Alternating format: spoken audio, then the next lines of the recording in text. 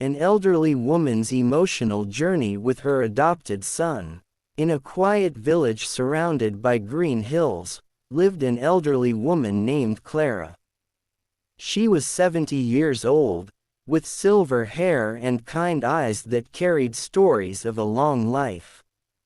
Clara lived alone in a small cottage, her days filled with gardening, knitting, and sipping tea by her window.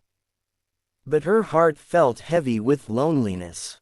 Her husband had passed away years ago, and they had never had children. The silence in her home was louder than she could bear. One sunny morning, Clara visited the village orphanage. She had been thinking about adoption for years but always hesitated, wondering if she was too old to raise a child.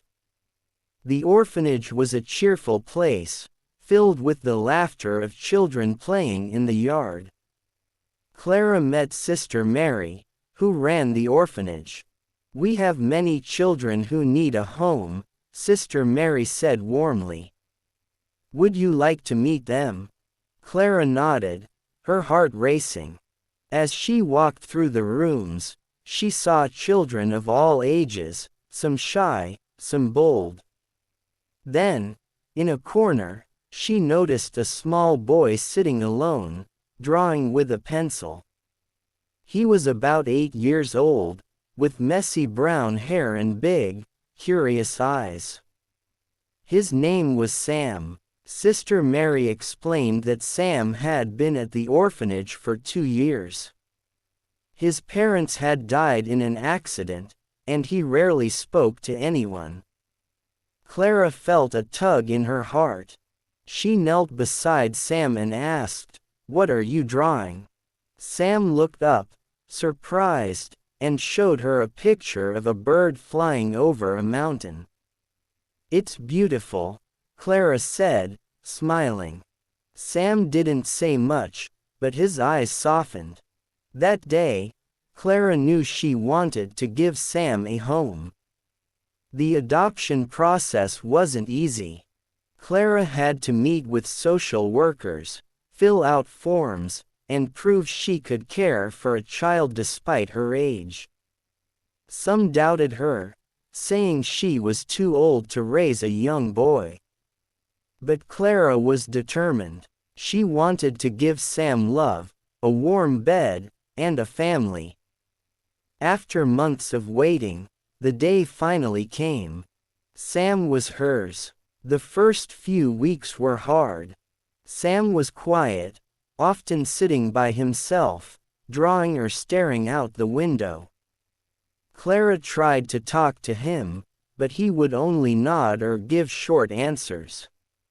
She wondered if she had made a mistake. Was she too old? Could she really understand a young boy? But Clara didn't give up.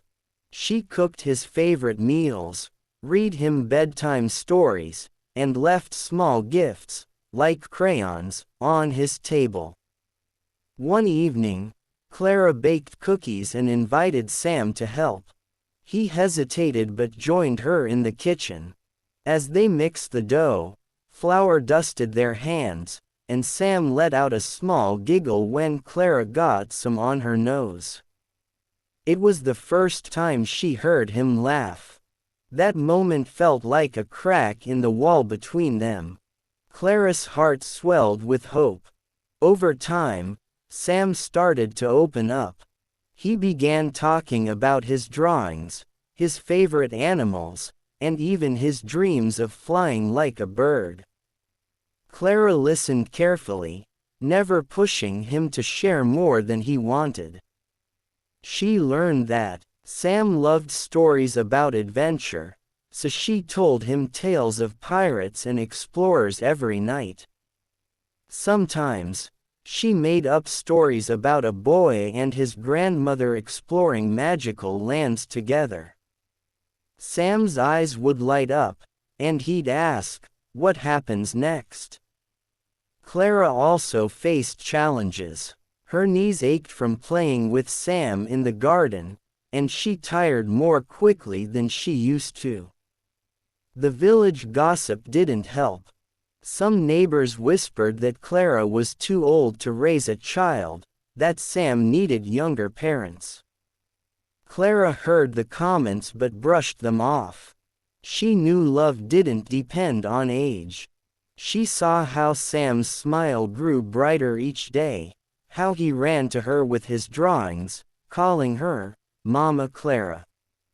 One rainy afternoon, Sam came home from school upset. Some children had teased him, saying he didn't have a real family. Clara found him curled up on his bed, hugging his sketchbook. She sat beside him and said, "Sam, a family isn't just about who you're born to.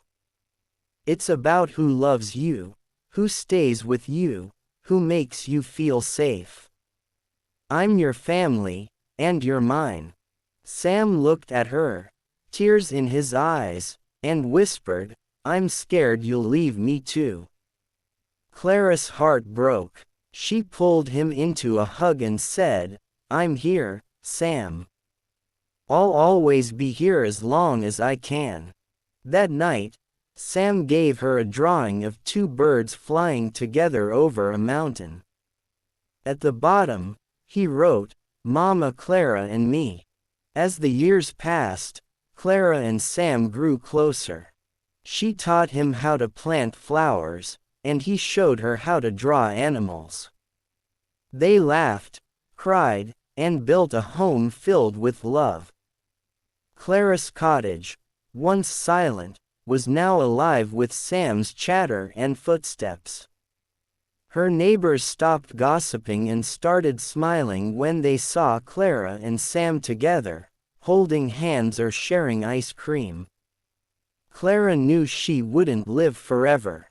Her body grew weaker, and she tired more easily. But she felt at peace. She had given Sam a home, and he had given her a reason to smile every day. One evening, as they sat by the fire, Sam, now a teenager, said, "Mama Clara, you're my best friend." Clara's eyes filled with tears. She squeezed his hand and said, "And you're mine, Sam." Clara's journey with Sam wasn't just about giving him a home. It was about finding purpose, healing her lonely heart, and learning that love could bloom at any age. Their bond, built on patience, trust, and countless small moments, proved that family is made of love, not just blood. And in that little cottage, Clara and Sam found a happiness neither had thought possible.